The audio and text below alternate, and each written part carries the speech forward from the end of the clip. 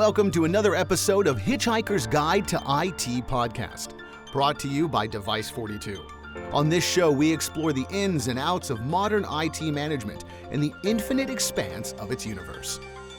Whether you're an expert in the data center or cloud, or just someone interested in the latest trends in IT technology, the Hitchhiker's Guide to IT is your go-to source for all things IT. So, buckle up and get ready to explore the ever-changing landscape of modern IT management. Hello and welcome to the Hitchhiker's Guide to IT, a podcast brought to you by Device42. I'm your host, Michelle Dawn Mooney, and today we are talking about IT and data center management best practices from the perspective of an expert. And I am pleased to bring on today's expert. My guest, Pete Sacco, is the CEO and founder of PTS Data Center Solutions. Thank you so much, Pete, for being with me today. Thanks, Michelle. I'm really looking forward to what we're going to talk about today.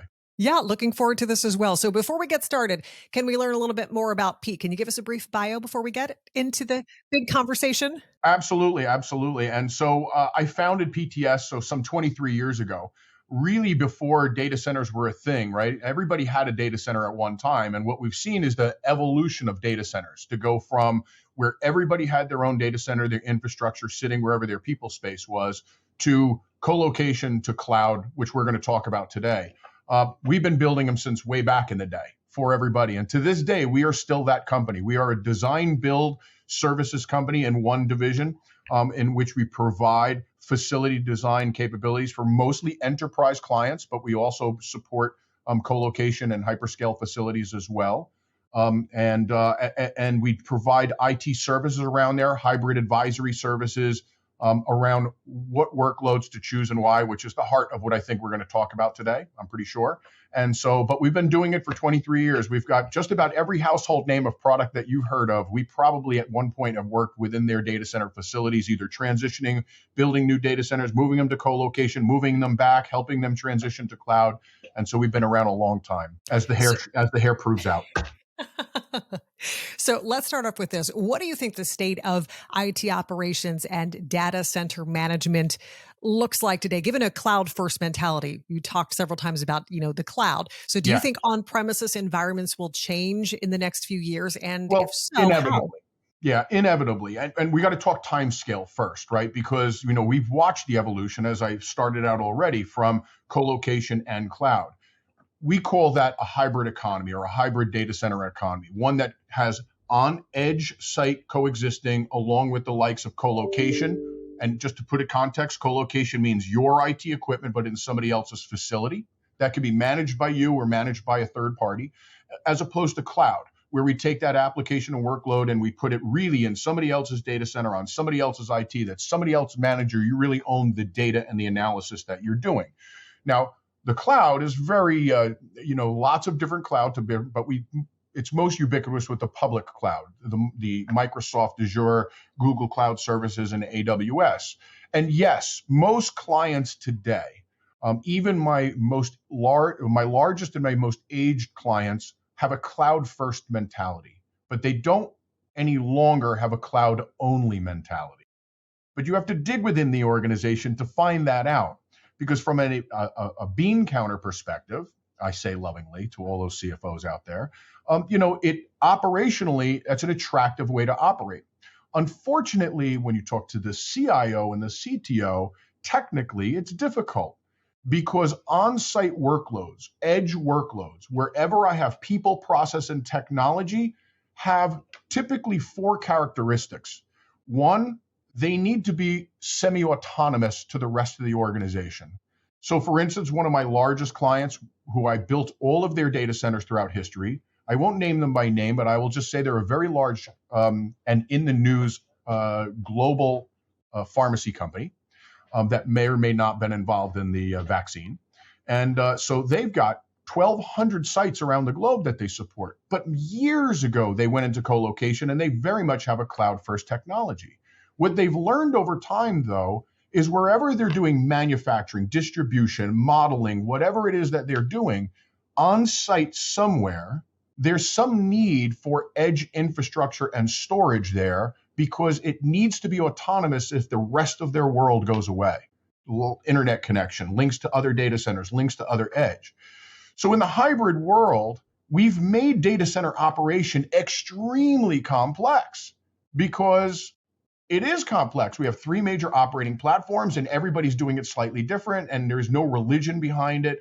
And so what we're seeing today is a much more complex, difficult to rein in, way more difficult to digitally secure this hybrid environment. And what does that mean for the future? It means it will continue to evolve. I do a lot of speaking all over the place, and I'm a big advocate that I believe the next bastion of the data center revolution is upon us. And I like to refer to it as the distributed edge revolution. And what I mean by that is most of the data centers, most of the managed service data centers, the colocation data centers, sit in what I call the pro football cities, the Denvers, Los Angeles, New York, Chicago, right? Wherever there's a pro football team. And we were talking, right? So we've got that football connection. But I think what we're about to see is the need for the cloud and large hyperscale providers to get their cloud capability further down to the edge. And what that's going to mean is we're going to see a proliferation of data centers in the college football cities. So don't think Dallas, think the 14 major cities that surround Dallas within 100 miles, right? And those are going to be where there's going to be a burgeoning community. I say college football city because college football cities have lots of commerce around them. And so I think that's going to be the next bastion. The difference is they're going to be much smaller data centers, much more nimbly built, much less physically hardened. We used to build data centers for what we call tier 4, meaning it could withstand anything. But today we have moved that level of resiliency down into the IT stack today. So as long as I have multiple data centers and I can move data around, that is going to be the key. So that's how I believe. We're going to see a distributed edge. We're going to be living with edge infrastructure for the long term. It can't go away because of performance, bandwidth requirements, autonomy, and a bigger scale of governance and security. So we're always going to have an edge requirement. The trick is now, how do I balance that? So when it comes to effective IT operations and data center management programs, are there critical components that are needed there? And if so, what are they? Yeah, and there it is. So if we go on the premise that we have 4 attributes which keeps something at the edge, we now have to have an effective tool in our disposal in order to be able to figure out where should it reside within the hybrid data center stack. What is the characteristics of something that needs to be on the edge versus something in colocation versus something in the cloud? And granted, there has to be an interconnectedness of there. So for me, it looks like this. At the edge is where performance matters.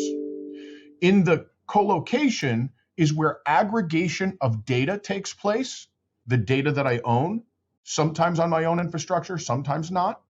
But the aggregation of data sits there, and that aggregator in typically the pro football cities serves as the conduit between my edge and my cloud.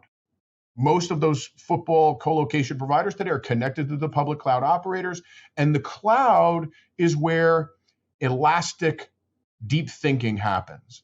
We have not seen the flight of enterprise workloads into the public cloud. It is still the fastest growing segment and will be for some time.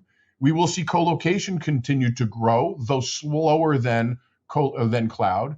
And we will continue to see the persistence of the edge. It's not going to grow. It'll never be what never going to go back to 2012, right? When everybody had their own data center. That would be ridiculous. We've evolved. And so, but we're always only going to have that balance. We're only going to get better by companies like PTS working with companies like Device42, being able to provide a tool set whereby we go in and we can map the workload, not just from the physical asset. We want to go back into what is the function? What's the workload?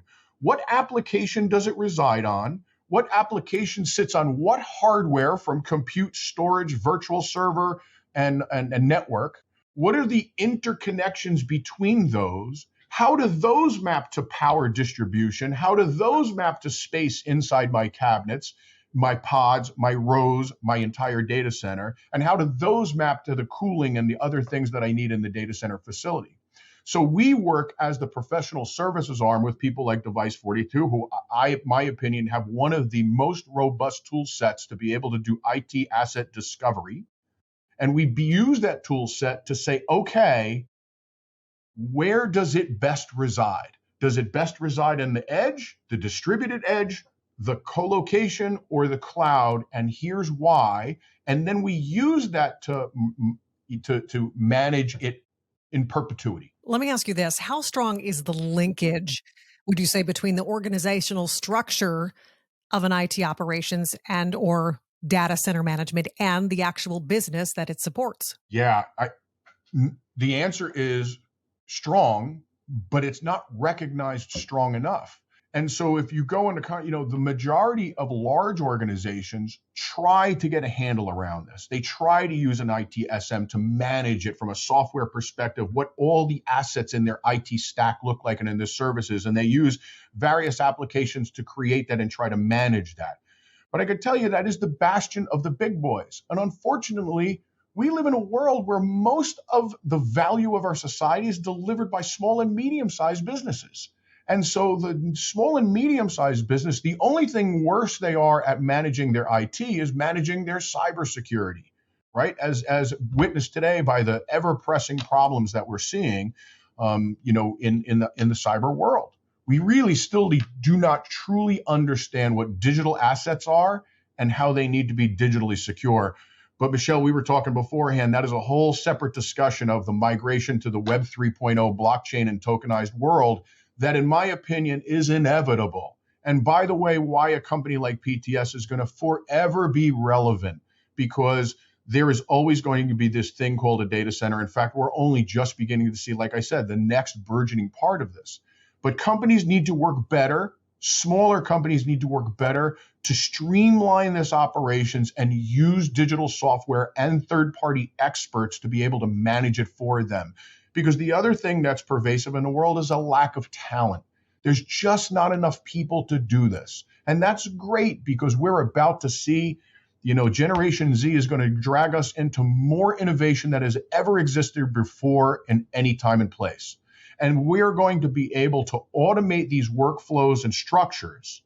And there's a bunch of old dogs like me that have been around for a long time, but they're in a unique place. Most of the I hire is Generation Y and Generation X and Ys like me and younger than me that are envisioning what that is going to look like, right? I'm Generation X. We invented all the technology, but we're going to see the Ys and the X's now, the Z's now, take that and do things with it, and none too soon, because we are going to need to automate all of this in order to manage it effectively, because we will have a lack of human capital. It is exciting to see how fast technology is moving. And with that, with all of these new pieces that we're seeing come into play, of course, rules and regulations do play a role. So let's talk about that. IT audits and compliance, something that we should have a focus on. And should IT teams have a role in that? Oh, of course.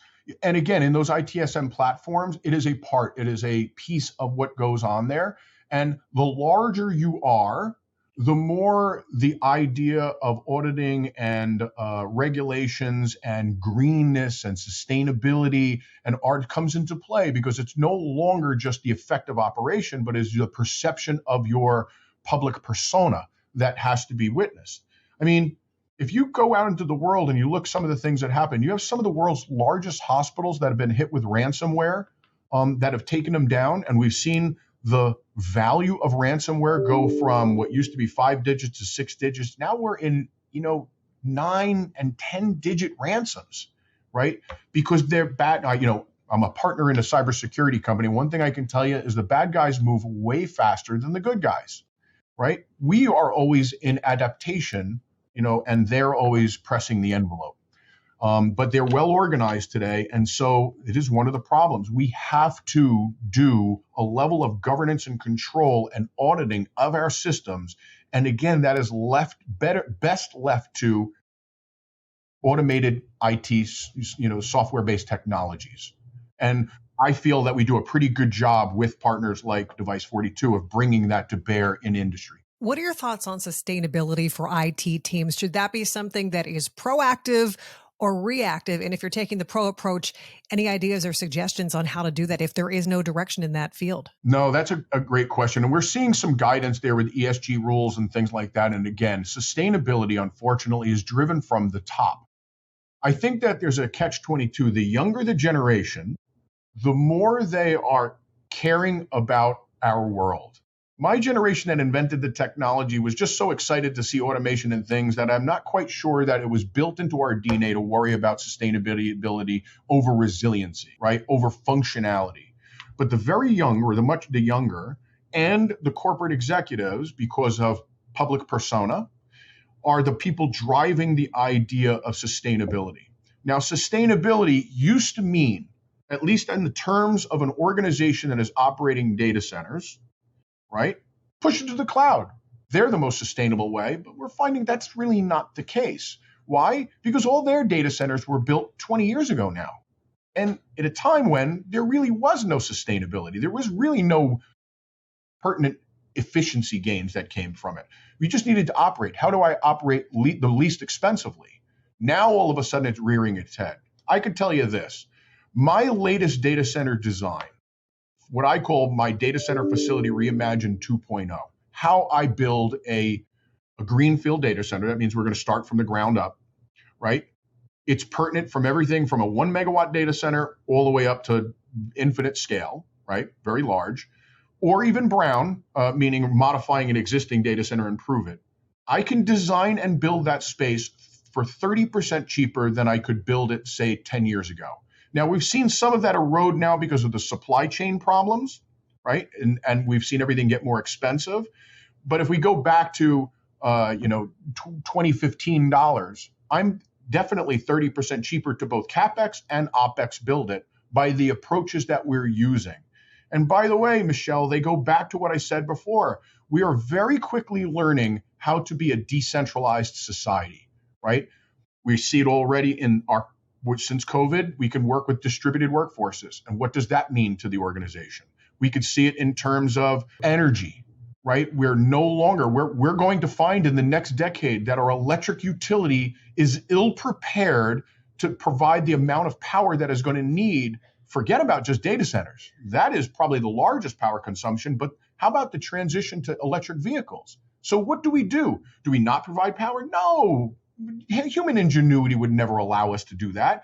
We will do a distributed energy play. We will take natural gas fed through fuel cells, hydrogen fed through fuel cells, create electricity on site, combine that with wind, combine that with solar, combine it with the electric utility, combine it into a microgrid, and then deliver it in a highly resilient, cost-effective manner. And it is going to be the only way. So we're seeing distribution in the energy sector. And dare I say, we're seeing distribution in the currency sector, right? For all its failings right now, just like in 2003 when we saw the very first colocation industry fall because it didn't really have the right application, we've seen the crypto industry collapse right before its stratospheric rise, in my opinion. It's inevitable. The utility of a distributed currency and outside of the central bank's fiat view of the world has its place.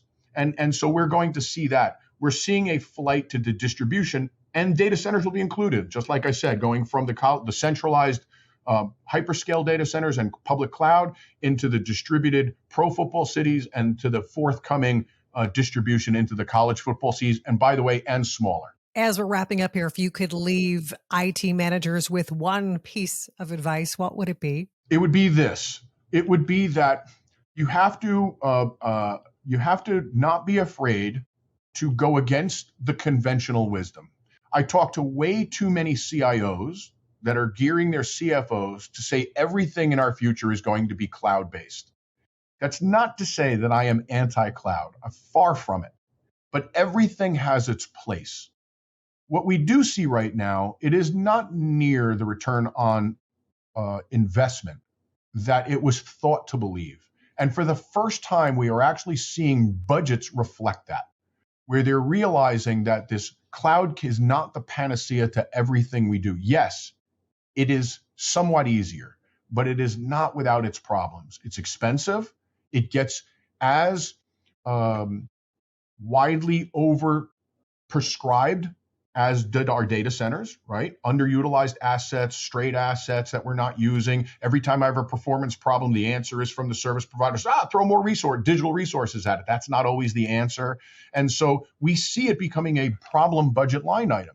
The problem is for the IT manager, think about them holistically and start by mapping what your workloads are and what their interdependencies are. How are you going to manage that life cycle in a series of glued together, highly integrated softwares that make sense?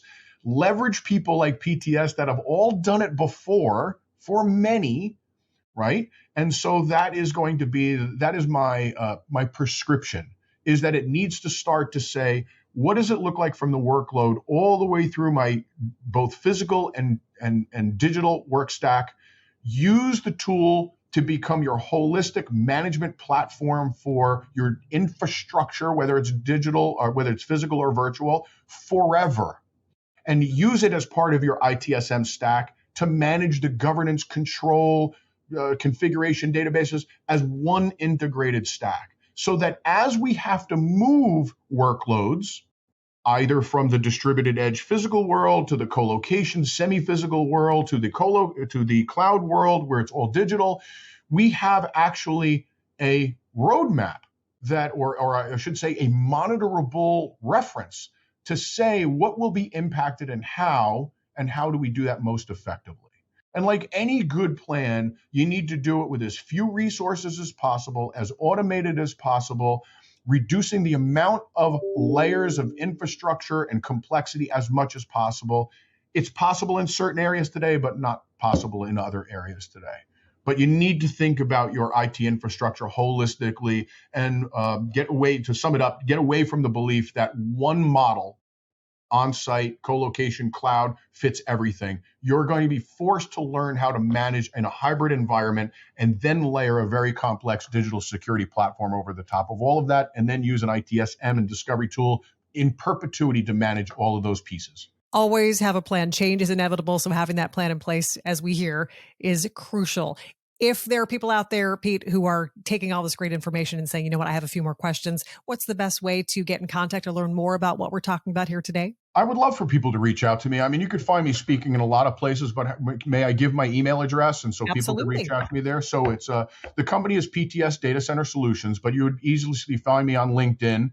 But you could find me at Sacco, first initial, last name, PSACCO, at PTSDCS, Papa Tango Sierra Delta Charlie Sierra.com. You can see my military background kind of bleeding through there. And so find me there. I drop a line. I'd love to have a discussion with you. We still to this day, though we have lots of entities that we do and data, my day job, I like to say, is in data center facility design and build and hybrid advisory services. I'm across this industry. When you look at my LinkedIn, I've got blockchain companies, I've got Web 3.0 companies, I've got cybersecurity companies. And so we know this industry, pretty well. I'd love for people to reach out to me, talk to them, because you can never know too many people in this industry. That is true. Great conversation, great information, Pete. And as you heard, Pete said he'd be happy to give you more information. You have the contact details there. So Pete Sacco is the CEO and founder of PTS Data Center Solutions. Pete, I want to thank you for your time today. Michelle, it's been my pleasure. I've absolutely enjoyed our conversation. It really was so interesting to hear how things have come so far and how they are inevitably going to change very quickly. And the biggest thing is be prepared. So thank you all for listening out there to the Hitchhiker's Guide to IT. Of course, it is a podcast brought to you by Device 42. And if you'd like more information about Device 42, you can go to device42.com. I'm your host, Michelle Dawn Mooney. Once again, thanks again, and we hope to see you soon.